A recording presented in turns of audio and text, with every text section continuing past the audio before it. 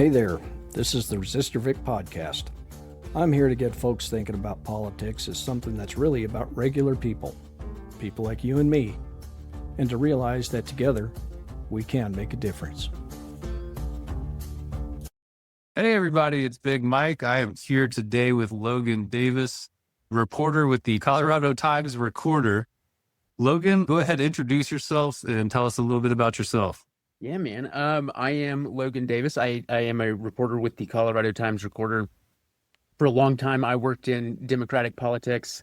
I still do some research consulting outside of Colorado, so outside of the area that I cover, because I really think that very little matters in politics as much as information. It's the same reason I started writing after having been a consultant for a long time.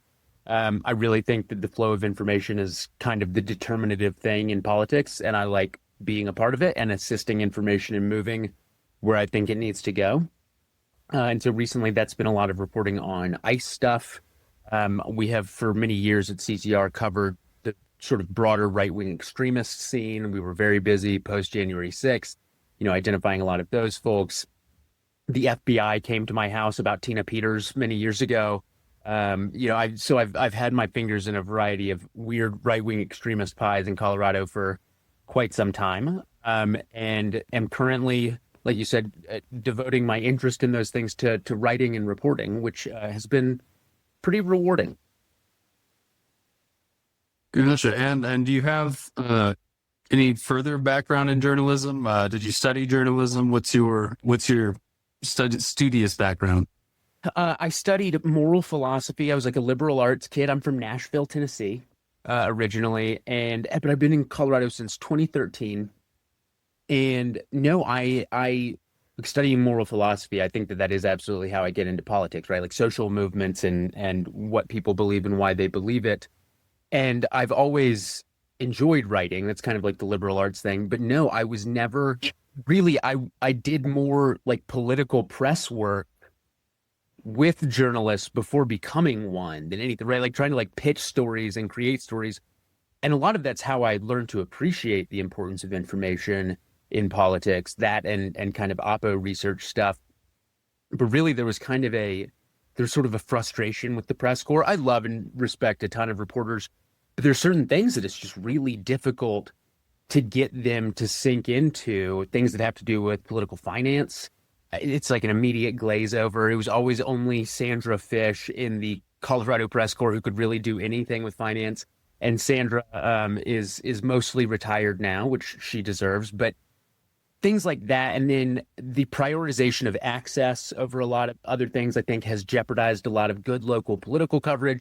And then you have things like Alden Global owning the Denver Post, and the Denver Post has some amazing staff writers who are not allowed to spend time investigating anything because they are being made to churn out so much content by their hedge fund owner that a lot of stuff just goes totally uncovered.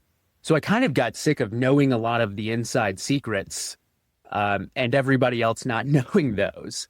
And so I figured I would start telling a lot of those stories and reporting news stories. So it is out of both respect for and a little bit of frustration with what local political coverage has become that I started trying my hand at it a few years ago. And now somehow I'm an award-winning investigative journalist, and all of that kind of happened by accident. So yeah, I do want to get deeper into, the ethics of journalism and things a little bit later. Yeah. But I want to start off with the main story and what you guys kind of discovered and blew up, these secret ICE holding facilities all over the country. So give us a quick rundown. What did you guys find, and how is it related to the bigger story with ICE right now? So what we have found basically is a massive expansion of ICE detention facilities. These hold rooms, there are at least 170 of them nationwide. A lot of them are in like field offices or, little rented spaces in strip malls. They are governed by different detention standards under ICE's own standards. They are not allowed to contain beds. They are not required to contain toilets. There needs to be access to running water at some point, but that can be a guard taking you. Nobody is supposed to be held in hold rooms for longer than 72 hours. Until last June, the limit was 12 hours. They turned it to 72 hours at the same time that ICE tripled its arrest quota last June. And as a result, people are being held in these facilities for much longer than 72 hours. We looked at data from, first of all, the data comes from the Deportation Data Project, which operates out of Berkeley. And they are data scientists who have basically for a few years now been FOIAing and subsequently suing the Department of Homeland Security to get their hands on this data. They should have, they're engaged in more litigation right now. So there's more data coming at some point. Right now, the data we have ends in October of 2025. We looked at the best data set goes from September 2023 to October 2025. So it allowed us to compare some Biden and Trump data. You are never going to catch me defending the mainstream Democratic Party's approach towards immigration, and you're never going to catch me saying that Joe Biden was not cruel to immigrants in some ways that he could have avoided being. I think that's just kind of the nature of the beast. But the difference between the Biden era data and the Trump era data is unbelievable. In the last 16 months of the Biden administration, there were 281 people who were held in hold rooms for longer than 72 hours. In the first 10 months of the Trump administration, that goes from 281 to 5,011. So it's almost a 20-fold increase in these overlong detentions in these inhumane facilities. Anyway, this is a long way of saying there are 170 of them nationwide. This first became known like last October, November, when the Deportation Data Project released some of this data. At that point, The Guardian briefly reported on it, but didn't dive into a lot of the specifics. And when we came along, we were kind of surprised to see the lot of this data had not been reported on yet.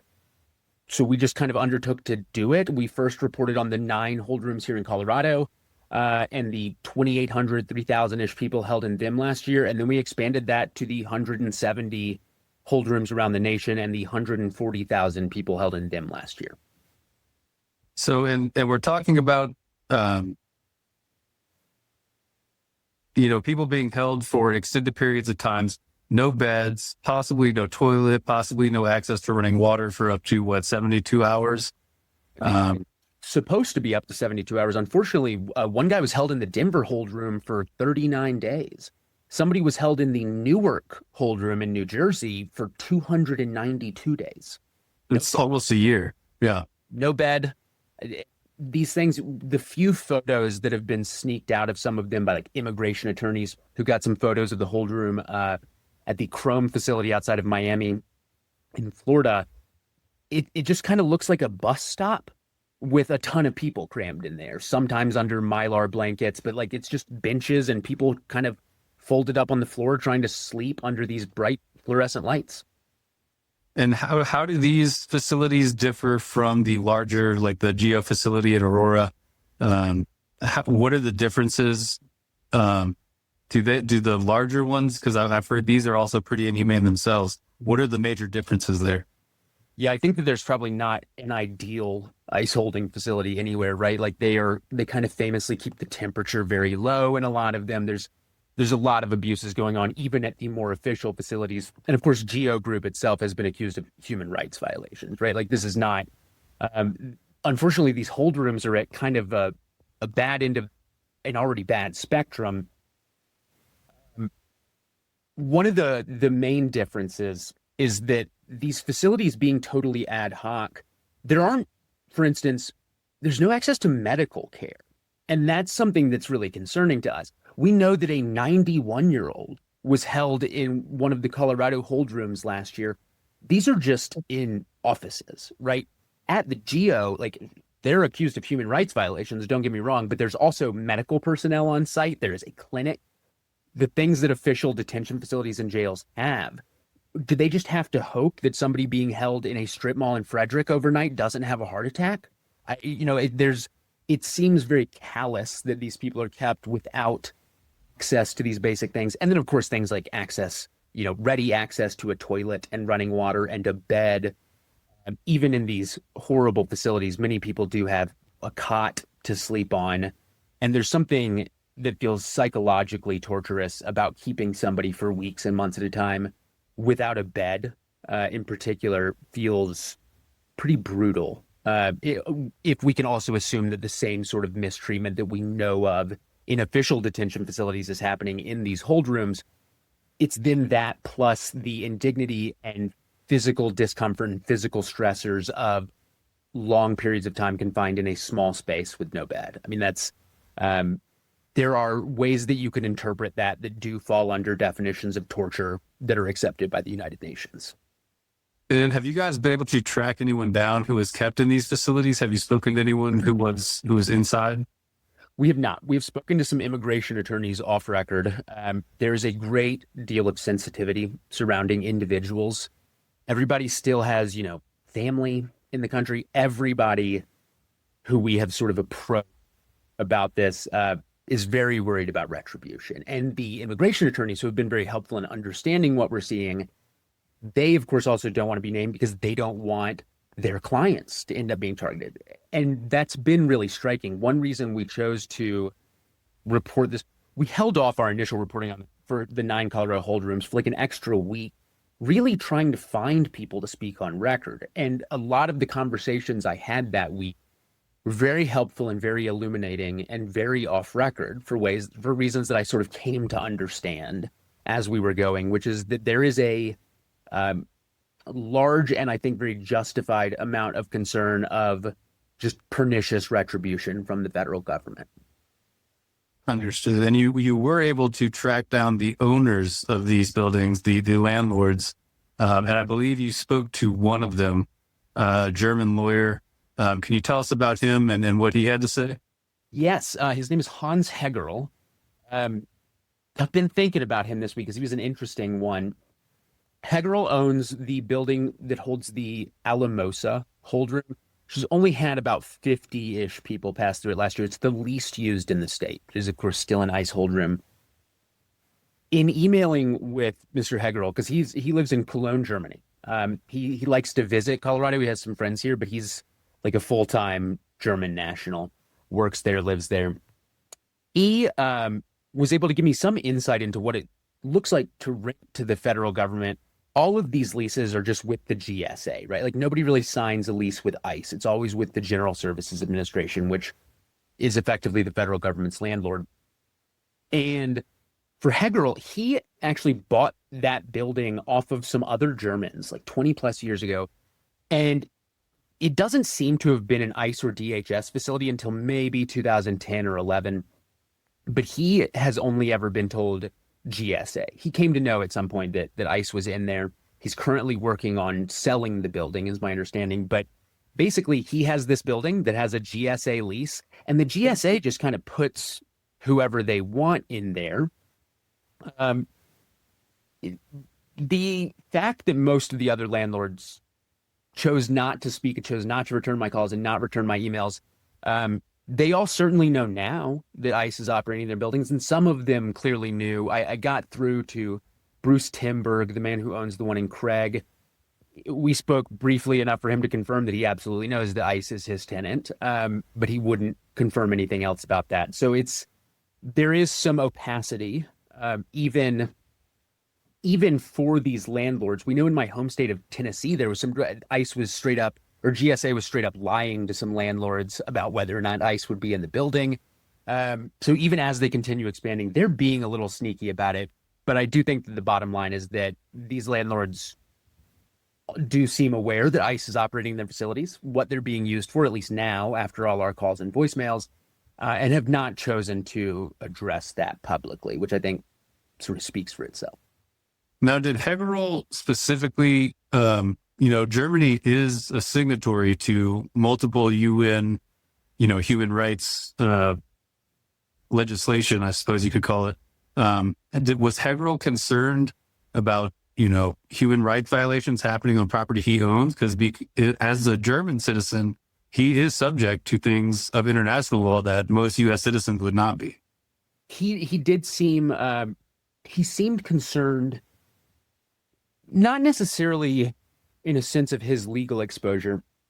I think he seemed, perhaps I'm pulling up that email, he seemed like you would assume of many Germans, many Europeans, he seemed to not want to have any association with the Trump administration. I think was sort of one of the things that leapt off the page pretty quickly. We emailed back and forth for several days because we're in radically different time zones. He did seem concerned about that. He says he doesn't hold a green card. He's purely just been like a foreign investor in this. He really stressed that he has like no ties to the administration, and I certainly couldn't find any. He seemed concerned as a guy who just kind of like bought this building from some fellow Germans a quarter century ago and doesn't think about it much, and recently learned that there might be human rights violations occurring at it, which has got to be a weird experience. He did express that he is hopeful that any illegal actions in the building will be prosecuted. I think he showed a little bit more faith in the American legal system than I was going to say, I wouldn't hold my breath on that one. Yeah, but so he certainly, he seemed both concerned and interested in distancing himself, but it didn't seem entirely self-interested to me. And I think there is still culpability on Hegerl's part, but he expressed at least a little something that none of the others chose to. Gotcha. And protests have started outside of some of these. And I believe they are trying to, make sure and kind of hold these people accountable for, at least trying to keep people there for a shorter period of time. What are the goals of these protesters, and have they had any success? The ones who I've been in contact with most are from the group No Concentration Camps in Colorado, it's a coalition of other activist groups, which includes like Indivisible, 5051, and a bunch of other smaller groups. So plenty of people plan some of these No Kings protests. They've been super diligent, particularly at the Frederick Hold Room north of Denver, where they're keeping pretty much a constant vigil. One of them told my colleague Keith last week, when Keith went out to that protest at the Frederick facility, that they want to be a deterrent, right? They want to have eyes on that facility all the time, because what they're really concerned about are these overlong holds, people being held longer than 72 hours. And to hear them say they think, the more eyes they can keep on these buildings, the better idea they can have of how often people are coming and going. The protesters at the Frederick facility last week got photographs of children's car seats being, in the garage there where they keep the fleet cars. We know children have been held at that facility. I think a lot of what the activists are trying to do that really matters is bear witness and also make a real point that these facilities that were allowed to operate secretly for quite some time no longer are. Gotcha. Is there anything else about these facilities that we should know that I haven't covered? I think the most important thing, we published a map and list of all 170 nationwide. I'm not originally from Colorado. And I know that people in my home state of Tennessee wanted to know where the ones in Tennessee were, and friends in California wanted to know that. So we published all of them, and we're already seeing what we hoped for from that, which is local outlets in a bunch of places, taking that map, taking our reporting, and going to their local facilities or calling them or digging in there. LA Taco did a great follow-up on the Southern California facilities. The Courier Network has done great ones in Arizona and Pennsylvania following up on some of this. And so really, with 170 of these, it's not, we're a local outlet already kind of stretching beyond our limits by doing this. And what we hope to be able to do there is give people in other places. So if anybody watching this, right, is like not from Colorado originally, you have people elsewhere and they care. This map of all 170 you can find on Colorado Times Recorder, and I think it's easy to understand, and people in these other states will be able to pull up the hold rooms closest to them, see some information about how many detainees have been held there, about violations of the 72-hour rule, and all of that, so that local activists and outlets can make the decisions and take the actions that they think are warranted in their areas. Gotcha. And then, so next on my list, I've got the 2 ballot measures that were added coming up against these anti-trans ballot measures. Can you tell us a little bit about those? Yeah, man. Protect Kids Colorado is this the group who is behind these. They are look, they're a dedicated anti-trans group, and sometimes they want to push back on that language, but I don't necessarily feel inclined to give them that linguistic leeway. We were pretty pleased last week to see Kyle Clark also refer to them as anti-trans. We've really taken the stance that is a strictly factual description of this group. It started a few years ago. This mom in Fort Collins area named Erin Lee, who felt that her child was being groomed in the sort of their sense, not in the real sense, at school in the Poudre Valley School District.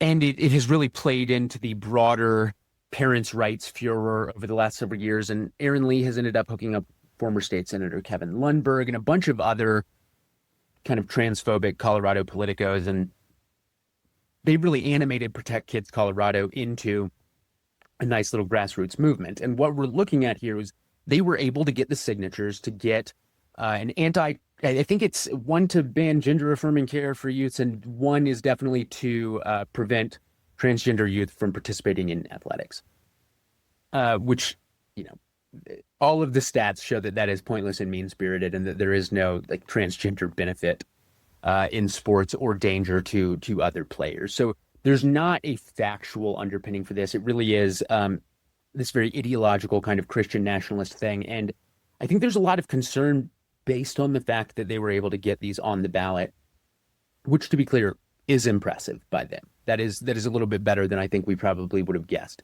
I wouldn't necessarily conflate that with concern that they're going to pass. Now, that's always worth worrying about, right? But being able to get it on the ballot means that they were able to organize enough, conservatives in enough counties around the state to get it on the ballot, which is a much lower number than what you need to pass it, right? So this is an impressive organizing effort for them, and they should be proud, and we should be wary, because a very right-wing group pulled off something in blue Colorado that I think we wouldn't have expected. But I wouldn't jump to assuming that they're going to pull off the next step.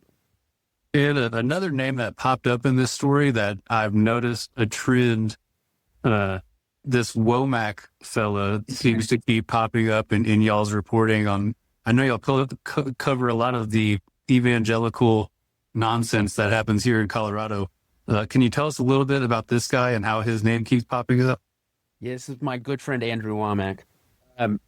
Just kidding. He's never agreed to speak to me.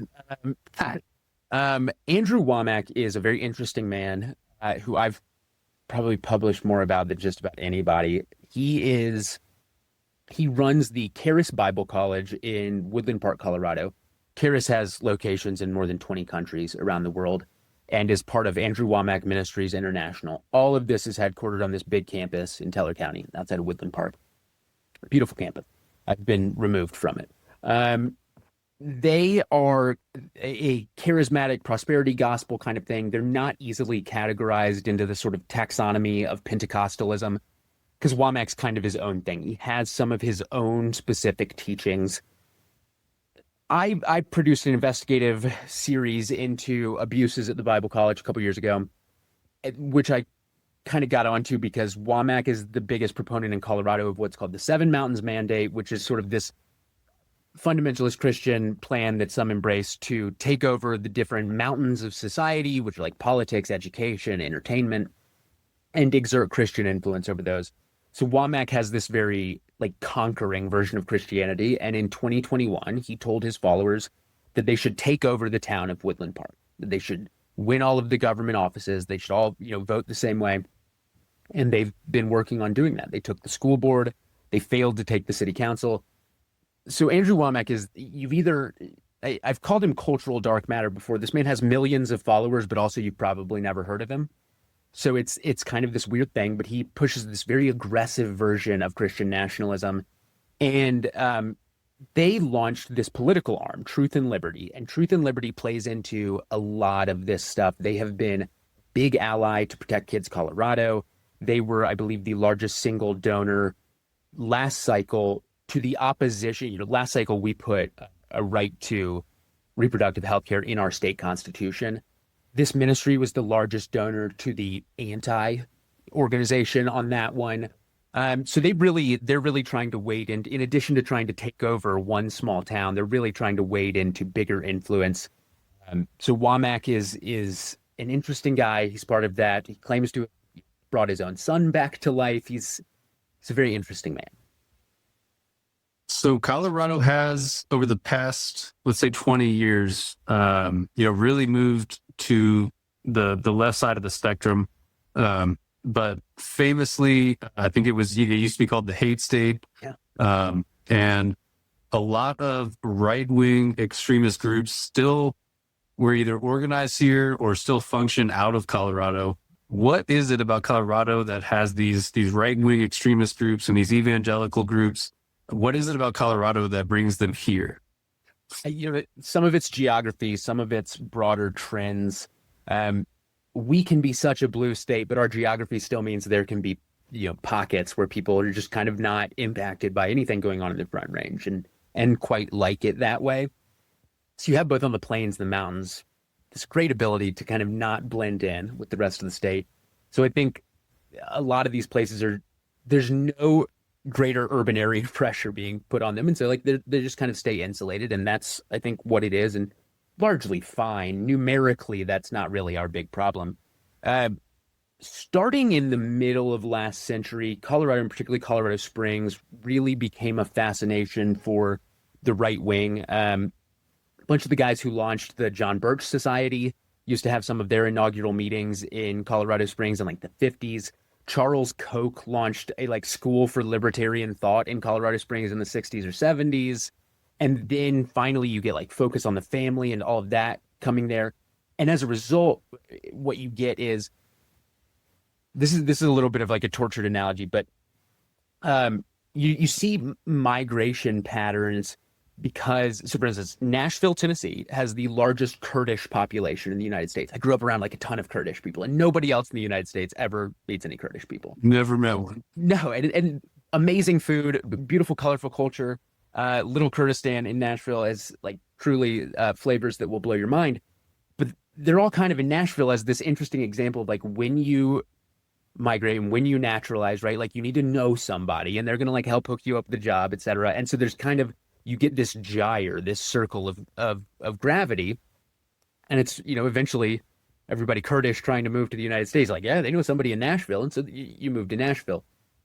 Right-wing organizations and Christian nationalist organizations, there is a ton of infrastructure and interest and money in Colorado Springs for supporting those things. And some of it was brought there by the Birchers and the libertarians. A lot more of it was brought there by the evangelicals and moral majority. And so it's a combination of people, bank accounts, and institutional heft.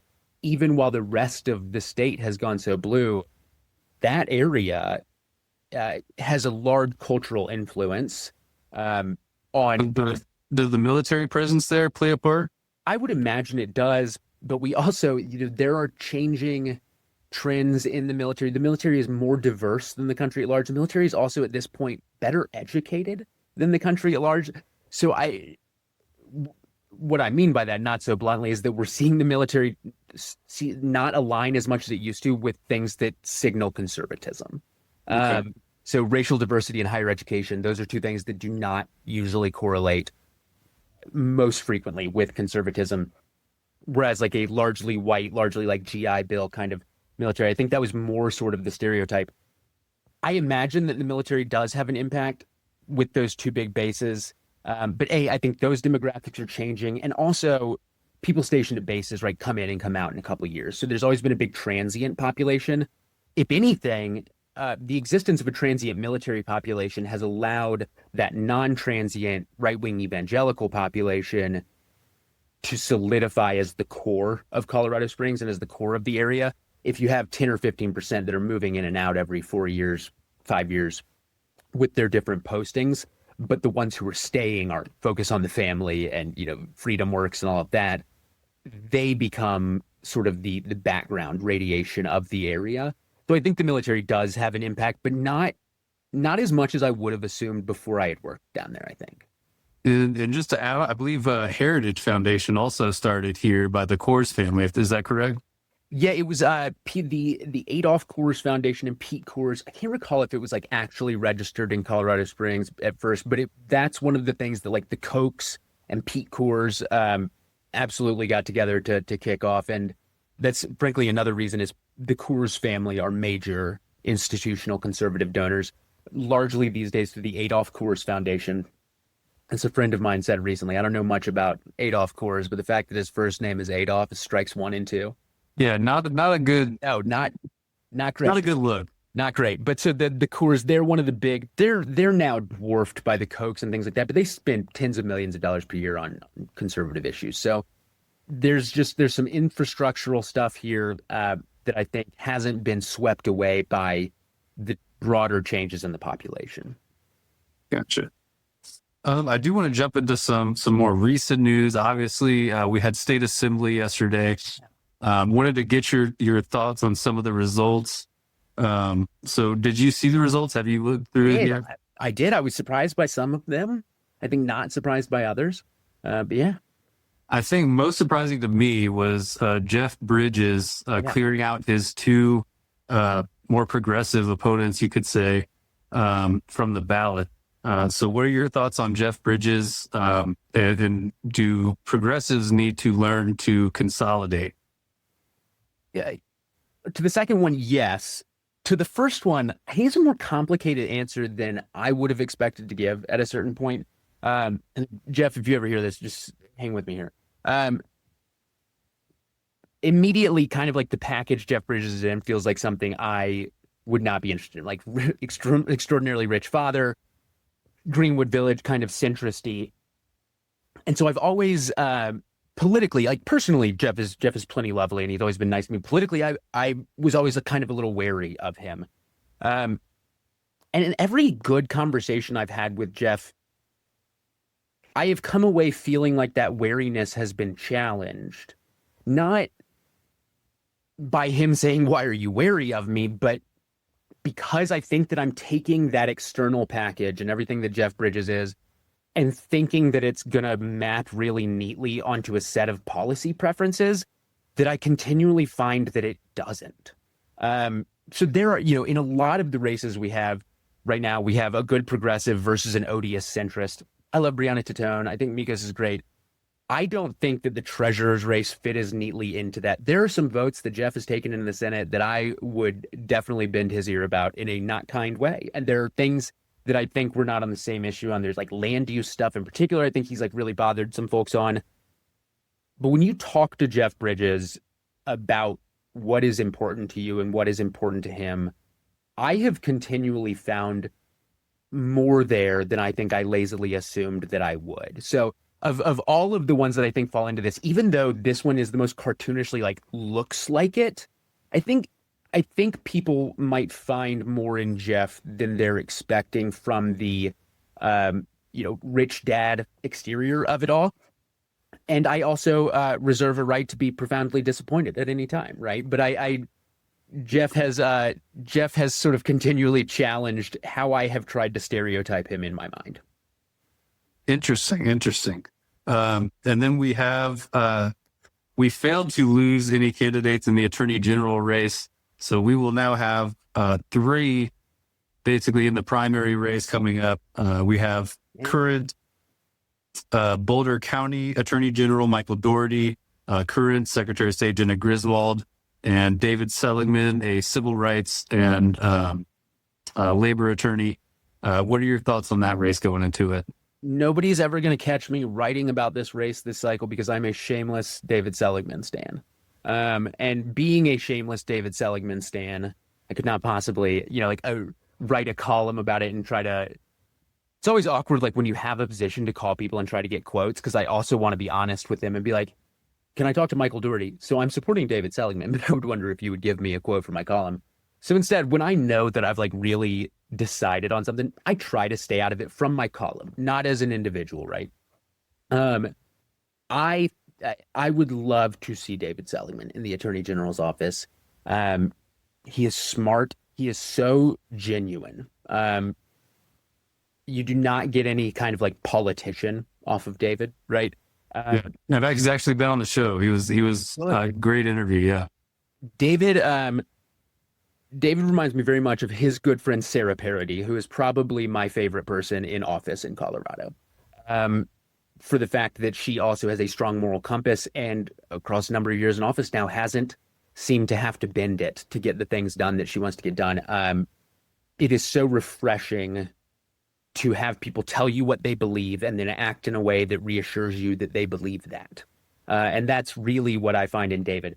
That being said, I think it's going to be an interesting race. It's multi ways. I think we're still waiting to find out if Hetal Doshi, if her signatures. I think we haven't seen the sufficiency on that. She's been really interesting as well. Actually, I listened to her interview on Ian Silveri's podcast on Get More Smarter and came away like, oh, okay. I hadn't really taken note of her before. She seems really smart. Doherty is an interesting guy as well.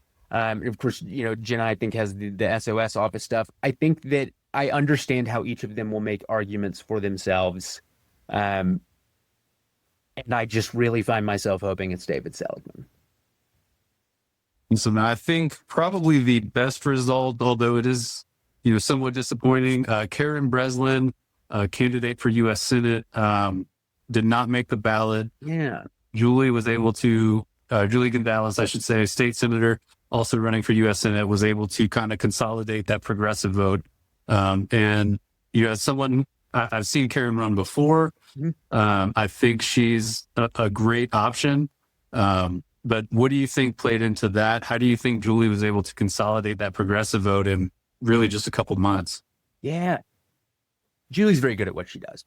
And so is Karen, who I don't know as well, but who I moderated that forum she was in. And one thing I really appreciated about them both being in it, the discourse between two people who are left of center, or the supporters of two people who are left of center. And by center, I do mean the Democratic Party. It is refreshing. We don't encounter a lot of meaningful left discourse in American electoral politics. It's either edgelord online stuff where we're all obsessed with how we're labeling each other, and the kind of really annoying purity test that stops us from getting anything done, or it's us versus Wall Street Democrat Bob, who might as well be a Republican, and so we're not really having a meaningful conversation. So I appreciated having two genuine left people in that race, and I think that was really good. Operationally, Julie's good at what she does. Her team, her consultants are some folks I know. Michael Whitehorn, one of my very good friends, is one of the folks behind that operation. And they're good at what they do. So I would love to see Karen run for something else. I would love to see her run for the state senate or Congress. Absolutely. Absolutely. I hope she doesn't stop. Yeah. Yes. There are voices that I badly want in this. And I also do confess to, I think, not splitting the progressive vote on the primary ballot is probably ultimately helps the chances of getting Hick out.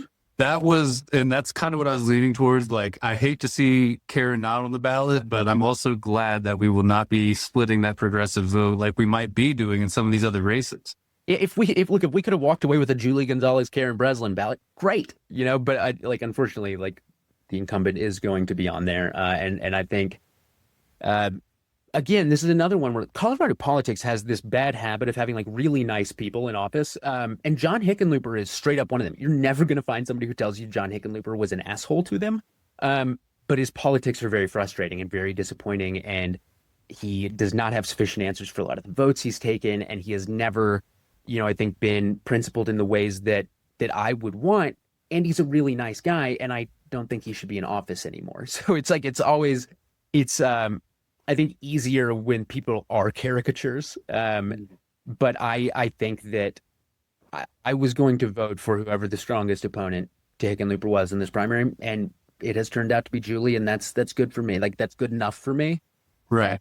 And I think the more of us who can get behind her, I know it's going to be harder for people who have been strong Karen supporters, but I do hope that as time between now and June goes on, that Julie can do some outreach to them, that we can all kind of get in the same boat together and give it our best shot. Right. And what I've heard, most of Karen's supporters are supporters because of her resume. She's a constitutional lawyer. She's, argued, she's taught law. She's a professor. She's an expert in the U.S. Constitution, these kind of things. Where I think what Julie brought to the table was that young, fresh, fiery voice that people are wanting right now. Absolutely. Julie has the same thing I said about David and Sarah Parody is Julie tells you that she believes something and you feel that she means that. You don't feel that she said it because she thought you wanted to hear it or that she thought it was the thing that would be best for her to be seen as believing. You get the sense that she believes the thing she says she believes. And I think that that is kind of an unfakeable thing. Look, I've worked with dozens of candidates in my earlier life, and I always joked that there are like two main kinds. There are the ones who you can leave alone with voters, and there are the ones who you can't. Um, you always want the former kind. And I think Julie is that. You can leave Julie in a room with people and she'll be like, so what's up?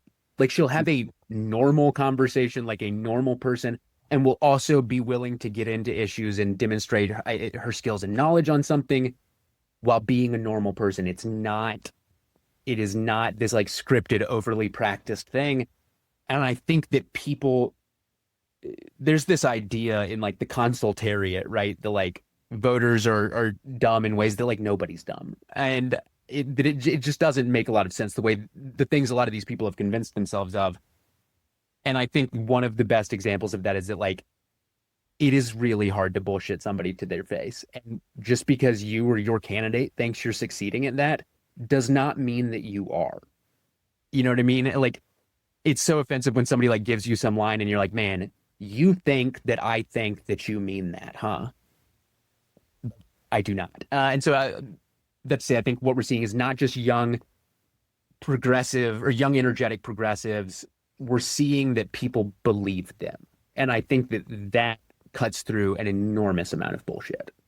And to all of what you just said, Diana DeGette had a rough week with a video coming out with her and a protester confronting her at one of her events. What are your thoughts on that interaction and the effects that will have on her race against primarily Me Like Heroes? As a recovering mudslinger, my initial reaction was this is going to sound so weird if you haven't like made a lot of attack ads, but you see that first little bit, and the fact that she had to jump in and finish Diana's sentence instead of Diana saying something ridiculous herself, I did feel like kind of weakened it a little bit. But then Diana like hustled. And that was fairly shocking to me. I haven't seen Diana move that fast in a long time. But I don't know that we saw in 2024 that establishment Democrats want Palestine to not matter. And it does. And will it matter in a way that's determinative of outcomes in that race? I don't know. But I think a lot of people want to soothe themselves to like, oh, that was just a setup. Oh, that's just Sunrise Movement. But it wouldn't have millions of views across platforms if it did not embody something that a lot of people, including myself, have found to be a profound alienation from the Democratic Party. I think a lot of us understand that politics involves compromises. And I think a lot of us also understand that genocide is beyond those compromises. It's not something that we can expand realpolitik towards. It's not something I am willing to expand realpolitik to. I don't need somebody to agree with me on the same contours of a two-state solution. I do need somebody to agree with me on arms shipments to an ongoing slaughter of innocents. That is not too much to ask. That is not impractical. That is not a purity test. That is a decency test. And the irony, I think, that, it is Israel who claims to be this Jewish state. They were the ones who really, taught us at a young age never again. And then to have that thrown back in our faces like, oh, that's not what's happening. It's insulting, honestly. It is. And it is rough. And I think this very kind of poignant irony to it, like you said, that a lot of us learned to oppose this sort of thing from the lessons of the Holocaust, as well we should have, and that that some people in power and whoever else it is are willing to kind of twist those lessons.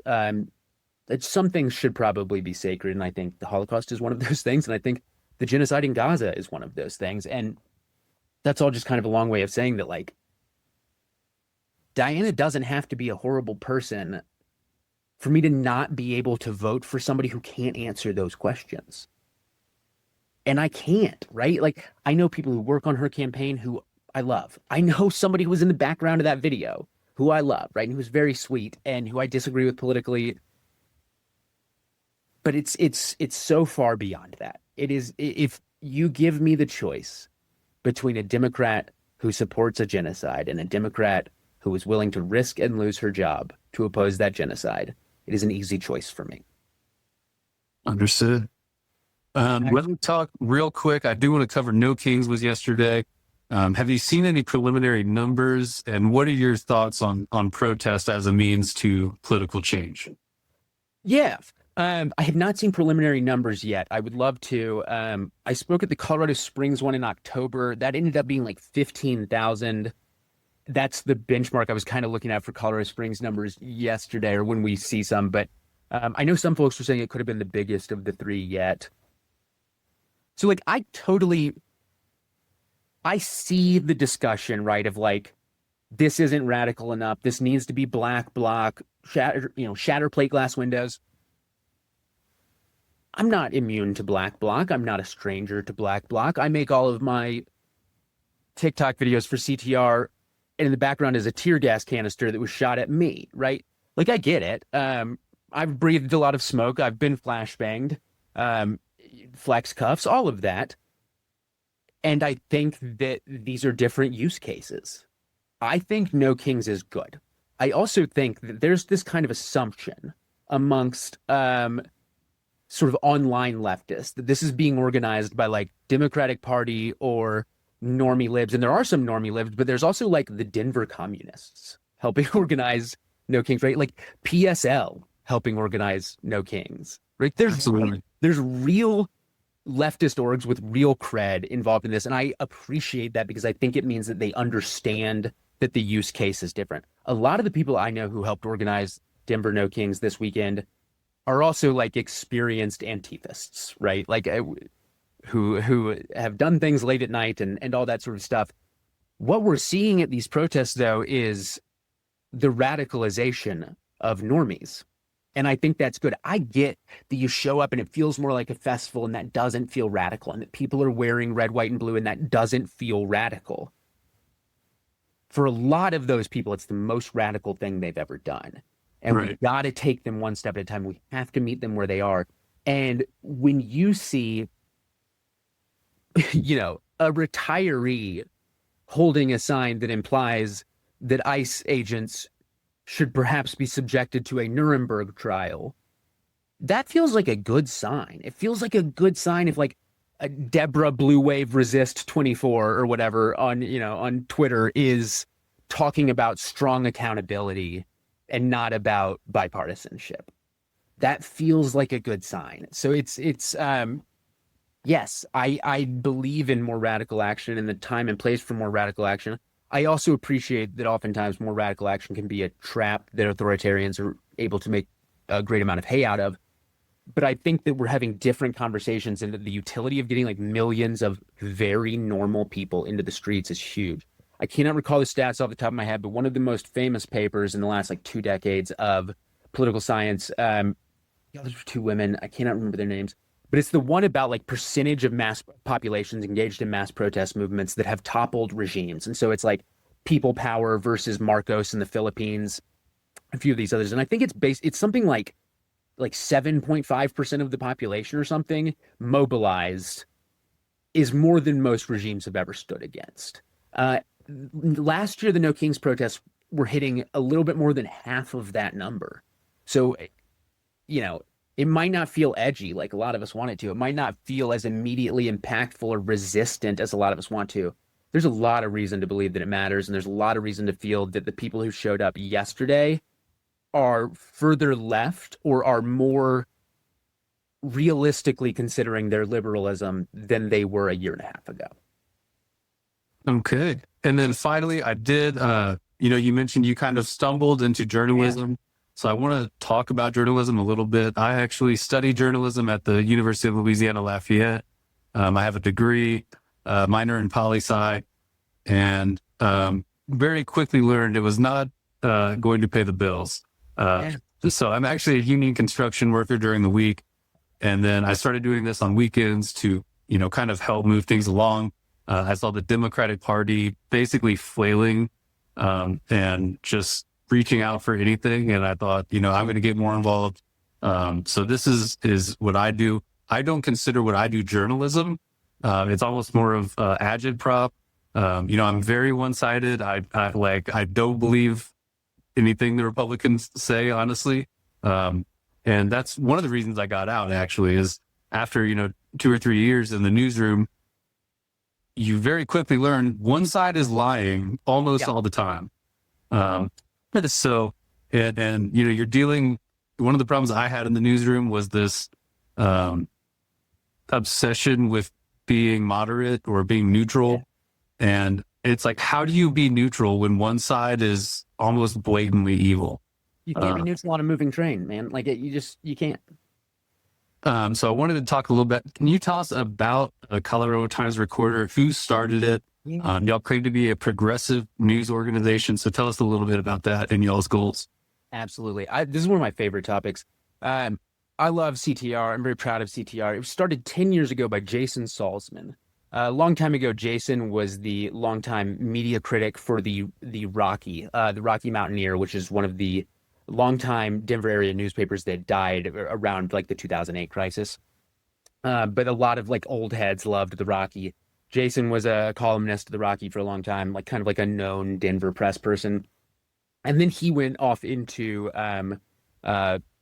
political PR and that sort of stuff. And during the W years, he left the Rocky before it closed.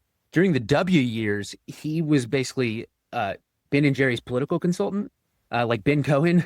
Okay. Yeah, and he and Ben wrote like a few anti-George W. Bush books together and did some anti-Bush like activism and touring stuff. Jason was also really involved in like anti-nuclear advocacy stuff in the 80s. So he was kind of an activist who became a media critic who kind of became an activist and PR guy again, and then later refounded a media organization. So we're 10 years into, it was 2016 when Jason sort of came back to media and founded the Colorado Times Recorder. And we've always set out to be a progressive outlet. And I think that can take some finding of your legs, but what we're definitionally progressive in that like what we cover are issues that we think matter to progressivism and to progressives. It's why we've always put a focus on right-wing extremism as extremism was eating mainstream conservatism, right? Like that warranted a lot of focus, but it's why we've also, we catch flack sometimes for criticizing Governor Polis, but like Governor Polis does things that need to be criticized. And absolutely, we consider ourselves not beholden to the Democratic Party, right? Like we're progressives. We're also a 501c3, and both as part of being a nonprofit and as part of being an independent media outlet. The Democrats don't tell us what to do any more than the Republicans do, even if we probably agree with them on more. And Jason has been really nice in letting me kind of carve out my niche there. I was really uncomfortable calling myself a journalist at first. I've been there for 4 years now. I was really uncomfortable calling myself a journalist at first because I'm never going to pretend to be neutral. It's not something I'm really going to do. And I am habitually, if not pathologically, honest. I find that it's the best way to not be super anxious. Just be honest. And so I've never wanted to try to fool anybody about like where I'm coming from. And what we ended up doing there was Jason let me have the Muckraker as my reported column. So it can be investigative and it can include my opinion, because as a researcher for a very long time, like the facts are really important to me. And I've done everything possible to base my opinions on facts and on a synthesis and interpretation of a great many facts. But I'm not going to pretend that I don't have the opinion. And I'm not going to change or massage the facts inaccurately to justify it, right? So these days, what I really like to do is investigative work that draws conclusions, because I think it's super asinine to investigate and put together all of the information and then deliver that to the audience as if you haven't been able to reach any conclusions about it, right? Just for the sake of pretending to some form of neutrality. So what I always like to say is like, I'm not going to try to pretend to be what I'm not. Like I was a political consultant. I still meddle quite extensively. I I am an ideologue. I believe very strongly in what I believe, and there is a world that I would like to see made a reality that's not yet. And I think that what I do can be part of it. I just don't want to do it while pretending that that's not the ultimate goal, if that makes sense. No, absolutely. Absolutely. And you hear a lot of reporters talk about, oh, the golden days when, we only had, 3 news channels and you could trust Walter Cronkite. Do you think journalism was ever actually neutral, or is it kind of, that manufacturing consent where everything was kind of already guided? I mean, everything's been owned by billionaires or corporations for the longest time. Why would they not do things in their favor? Right. And I think that's largely the case. I gave a talk at a conference in Montana a couple weeks ago, actually, about like changes in the media environment. And I touched on this a little bit with, you're right, it has always been this way. Pre-internet, like the last few decades of the 20th century, there was at least the commercial incentives of media outlets also broadly aligned with their news incentives, in that like accurate, trustworthy reporting was also the good way to get people coming back to your one of the 3 channels, or you're one of the major newspapers, right? So like it helped you make money. With the rise of like attention economy stuff, digital advertising, et cetera, clicks are what make money. Engagement is what makes money. And so trustworthiness doesn't really have a financial incentive anymore. So no, there's always been the like manufacturing consent, influence peddling aspect of it. But it was also in the to the financial benefit of news organizations before this big shift to be pretty accurate, and that having, obviously there's always going to be a lens on like what they're reporting. That's pretty much entirely evaporated. And it's what we have is extremely low trust in media, right? It's one of the things that really motivates me to, sometimes people are like, what are you? Like, are you an opinion columnist? Are you an investigative journalist? And it's like, I don't know. I've won awards for both of those things. Yes, I think yes. There's such low trust in media. I figure just being straight up with my readers about who I am and where I'm coming from. If anything, I have conservative readers, interestingly. And I think that there is some awareness that like, because I'm like, hey, I'm like a filthy pinko writing this, that they can sort of be like, all right, at least he's being honest. And then like try to figure out how they deal with the facts that I'm reporting without trying to figure out if I'm like secretly pushing some left agenda. Because like I am on the left, I am pushing an agenda, and that's usually why I've chosen to report the story I'm reporting, not something that's influencing how I'm reporting the story I'm reporting, if that makes sense. Like it's absolutely, I'm telling the story I think is important because of my worldview, and I'm also disclosing that worldview. At CTR, we fundamentally believe that a news outlet that discloses its viewpoint is more trustworthy than one that pretends not to have a viewpoint. Yes. Like everybody does, right?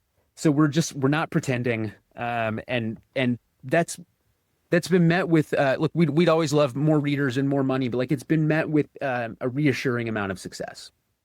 Awesome. That being said, that's all I got. Let the folks know where to find you and how they can follow you. Yeah, man. Colorado Times Recorder on most major platforms and Blue Sky. Even though it's not a great platform, I basically can't handle Twitter anymore. I'm only posting on Blue Sky at Logan M. Davis .Blue Sky, however that works. CTR is also there. On everything, we're either CO Times Recorder or fully Colorado Times Recorder. TikTok, all of that. And anybody can sign up for our newsletter on the website, coloradotimesrecorder.com. They can also, if they feel remarkably generous, they can donate to us on the website as well. And if anybody absurdly wealthy is listening, 501c3, baby, you can get a tax break off of coloradotimesrecorder.com. Very nice. Very nice. All right, Logan, it's been great. Thanks for coming on today. And looking forward to getting this posted and everybody checking it out. I mean, let me know how I can signal boost or whatever. I'm super glad you're doing this. I think, frankly, being able to like make the mental space to do this while holding down another job is like very real and something that I'm not sure I could do. So it's much appreciated. It's getting rough. And yeah, appreciate you, man. Thanks for coming on. Of course, dude. I will talk to you soon. You too. Bye. Well, folks, Looks like we're back at the barn and it's time to call it a day. I sure do appreciate you spending your time with me. If you want to help keep this podcast going by supporting me, you can get a paid subscription on Substack, where I'm Resistor Vic. Or if you're the type that'd rather go to PayPal, I'm also resistorvic@gmail.com. Thanks again.